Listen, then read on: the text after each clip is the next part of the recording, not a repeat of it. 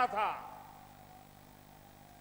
अगर उत्तर प्रदेश में दो महत्वपूर्ण चीजें जोड़ दी जाए, उसकी कमी को अगर पूरा कर दिया जाए, तो उत्तर प्रदेश चुनौतियों को चुनौती देने की बहुत बड़ी ताकत के साथ खड़ा हो जाएगा।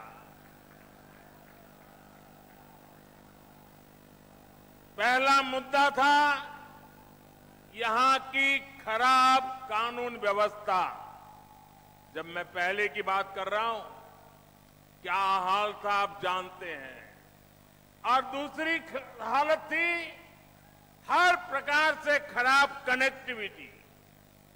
आज उत्तर प्रदेश के लोगों ने मिलकर योगी आदित्यनाथ जी के नेतृत्व में उत्तर प्रदेश की पूरी तस्वीर बदल दी है।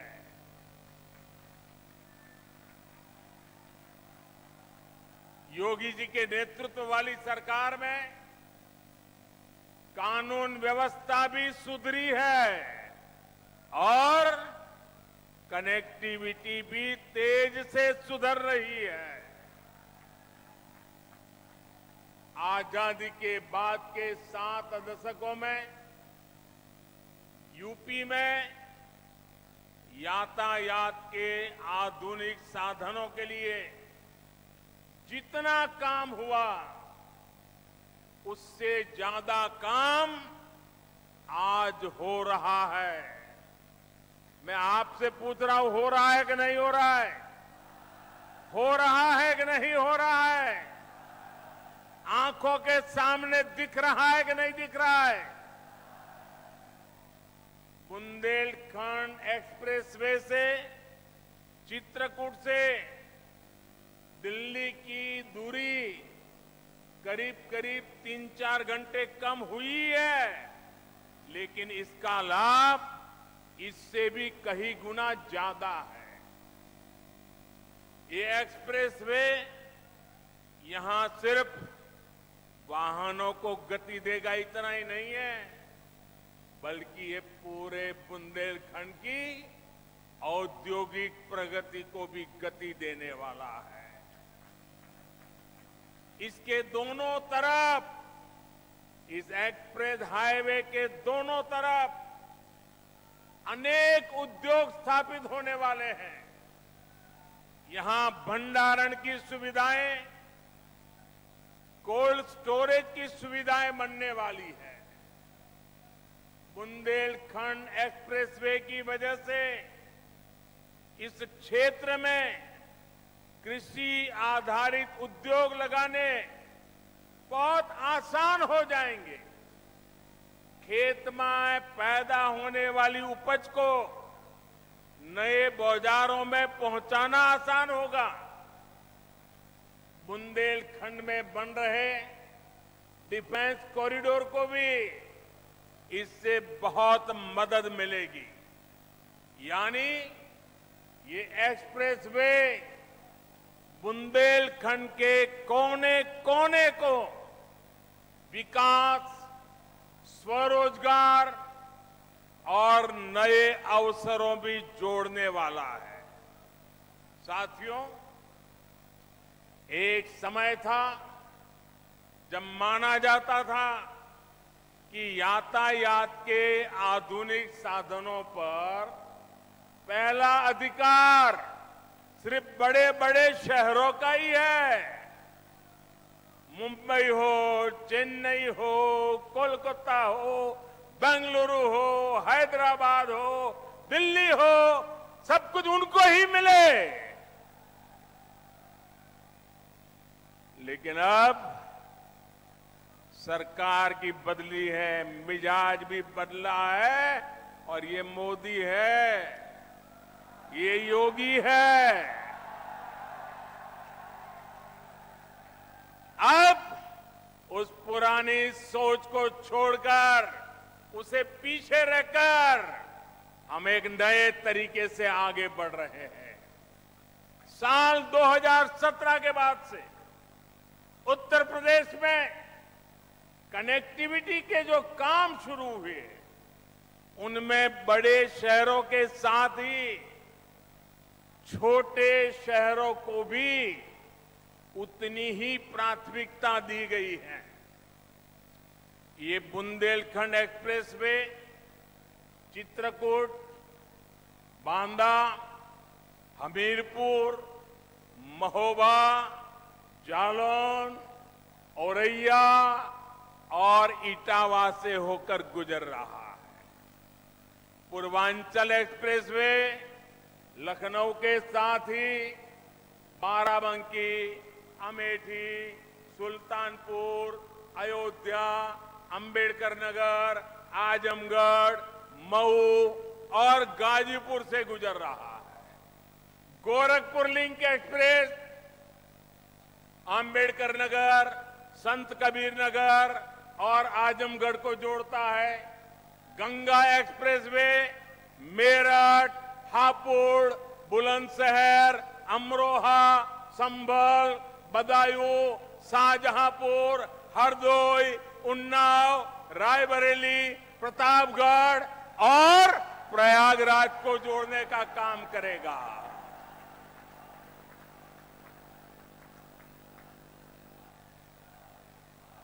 दिखता है कितनी बड़ी ताकत पैदा हो रही है। उत्तर प्रदेश का हर कोना नए सपनों को लेकर के, नए संकल्पों को लेकर के अब तेज गति से दौड़ने के लिए तैयार हो चुका है। और यही तो सबका साथ है, सबका विकास है। न कोई पीछे छूटे, सब मिलकर आगे बढ़े। इसी दिशा में डबल इंजन की सरकार लगातार काम कर रही है। यूपी के छोटे छोटे जिले हवाई सेवा से जुड़े, इसके लिए भी तेजी से काम किया जा रहा है। बीते कुछ समय में प्रयागराज, गाजियाबाद में नए एयरपोर्ट टर्मिनल बनाए गए। कुशीनगर में नए एयरपोर्ट के साथ ही नोएडा के जेवर में एक और इंटरनेशनल एयरपोर्ट पर काम चल रहा है। भविष्य में यूपी के कई और शहरों को वहां भी हवाई रूट से जोड़ने की कोशिश हो रही है। ऐसी सुविधाओं से पर्यटन उद्योग को भी बहुत बल मिलता है। और मैं जब आज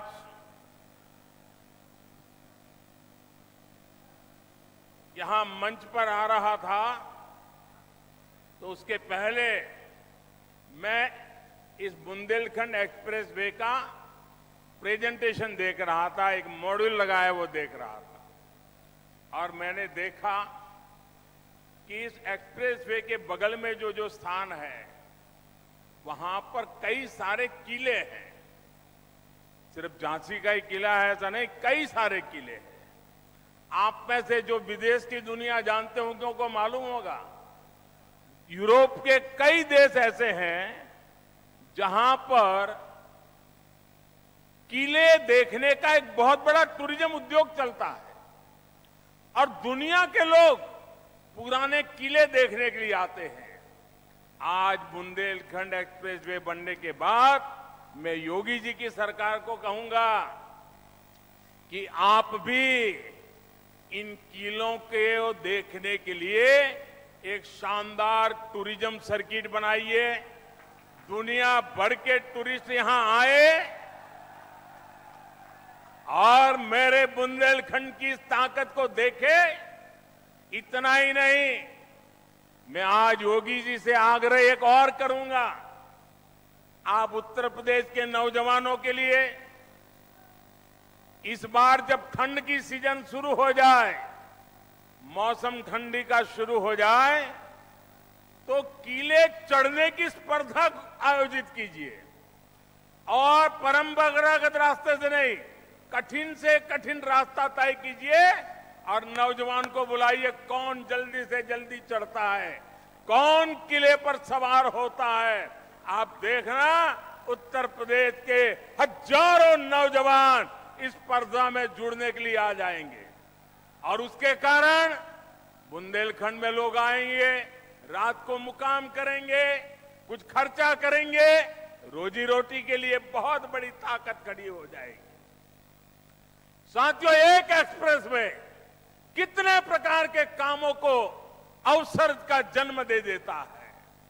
साथियों, डबल इंजन की सरकार में आज यूपी जिस तरह आधुनिक हो रहा है, ये वाकई अभूतपूर्व है।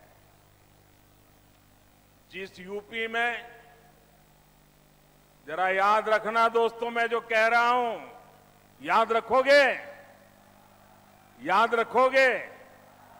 जरा हाथ ऊपर करके बताओ, याद रखोगे? पक्का याद रखोगे? बार बार लोगों को बताओगे? तो याद रखिए, जिस यूपी में सरयू नहर परियोजना का पूरा होने में 40 साल लगे, जिस यूपी में गोरखपुर फर्टिलाइजर प्लांट 30 साल से बंद पड़ा था, जिस यूपी में अर्जुन डैम परियोजना को पूरा होने में 12 साल लगे, जिस यूपी में अमेठी राइफल कारखाना सिर्फ एक बोर्ड लगा करके पड़ा हुआ था, जिस यूपी में रायबरेली रेल कोच फैक्ट्री डिब्बे नहीं बनाती थी, सिर्फ डब्बों का रंग रोगान करके काम चला रही थी, उस यूपी में अब इंफ्रास्ट्रक्चर पर इतनी गंभीरता से काम हो रहा है कि उसने अच्छे अच्छे राज्यों को भी पीछे छोड़ दिया है। दोस्तों, पूरे देश में अब यूपी की पहचान बदल रही है। आपको गर्व होता है कि नहीं होता है? आज यूपी का नाम रोशन हो रहा है, आपको गर्व हो रहा है कि नहीं हो रहा है? आप पूरा हिंदुस्तान यूपी के प्रति बड़े अच्छे भाव से देख रहा है, आपको आनंद हो रहा है कि नहीं हो रहा है? और साथियों, बात सिर्फ हाईवे या एयरवे की नहीं है। शिक्षा का क्षेत्र हो, मैन्युफैक्चरिंग का क्षेत्र हो, खेती किसानी हो, यूपी हर क्षेत्र में आगे बढ़ रहा है। पहले की सरकार के समय यूपी में हर साल, ये भी याद रखना, रखोगे? रखोगे? जरा हाथ ऊपर करके बताओ, रखोगे? पहले की सरकार के समय यूपी में हर साल औसतन 50 किलोमीटर रेल लाइन का दोहरीकरण होता था। कितना? कितने किलोमीटर? कितने किलोमीटर? 50। पहले, हमारे आने से पहले रेलवे का दोहरीकरण 50 किलोमीटर। मेरे उत्तर प्रदेश के नौजवानों, भविष्य कैसे गढ़ता है देखिए। आज औसतन 200 किलोमीटर का काम हो रहा है। 200 किलोमीटर रोड लाइन का दोहरीकरण हुआ था। 2014 से पहले यूपी में सिर्फ 11,000 कॉमन सर्विस सेंटर थे। जरा आंकड़ा याद रखिए, कितने? कितने? 11,000। आज यूपी में 1,30,000 से ज्यादा कॉमन सर्विस सेंटर काम कर रहे हैं। ये आंकड़ा याद रखोगे? एक समय में यूपी में सिर्फ 12 मेडिकल कॉलेज हुआ करते थे। आंकड़ा याद रहा? कितने मेडिकल कॉलेज? जरा जोर से बताइए कितने? 12 मेडिकल कॉलेज। आज यूपी में 35 से ज्यादा मेडिकल कॉलेज है और 14 नए मेडिकल कॉलेज पर काम चल रहा है। मतलब कहां 14 और कहां 50। भाई और बहनों, विकास की जिस धारा पर आज देश चल रहा है, उसके मूल में 2 प्रमुख पहलू हैं। एक है इरादा और दूसरा है मर्यादा। हम देश के वर्तमान के लिए नई सुविधाएं नहीं गढ़ रहे, बल्कि देश का भविष्य भी गढ़ रहे हैं। पीएम गति शक्ति नेशनल मास्टर प्लान के जरिए हम 21वीं सदी के इंफ्रास्ट्रक्चर के निर्माण में जुटे हैं। और साथियों, विकास के लिए हमारा सेवा भाव ऐसा है कि हम समय की मर्यादा को टूटने नहीं देते। हम समय की मर्यादा का पालन कैसे करते हैं, इसके अनगिनत उदाहरण हमारे इसी उत्तर प्रदेश में है। काशी में विश्वनाथ धाम के सुंदरीकरण का काम हमारी सरकार ने शुरू किया और हमारी ही सरकार ने इसे पूरा करके दिखाया। गोरखपुर एम्स का शिलान्यास भी हमारी सरकार ने किया और उसका लोकार्पण भी इसी सरकार में हुआ। दिल्ली मेरठ एक्सप्रेसवे का शिलान्यास भी हमारी सरकार ने किया और उसका लोकार्पण भी हमारी सरकार में हुआ। बुंदेलखंड एक्सप्रेस भी इसी का उदाहरण है। इसका काम अगले साल फरवरी में पूरा होना था, लेकिन ये 7-8 महीने पहले ही सेवा के लिए तैयार है मेरे दोस्तों। और कोरोना की परिस्थितियों के बावजूद कितनी कठिनाइयां हैं, हर परिवार जानता है। इन कठिनाइयों के बीच भी हमने इस काम को समय से पहले पूरा किया है। ऐसे ही काम से हर देशवासी को एहसास होता है कि जिस भावना से उसने अपना वोट दिया, उसका सही मायने में सम्मान हो रहा है, सदुपयोग हो रहा है। मैं इसके लिए योगी जी और उनकी टीम को बधाई देता हूं। साथियों, जब मैं कोई रोड का उद्घाटन करता हूं, कोई अस्पताल का उद्घाटन करता हूं,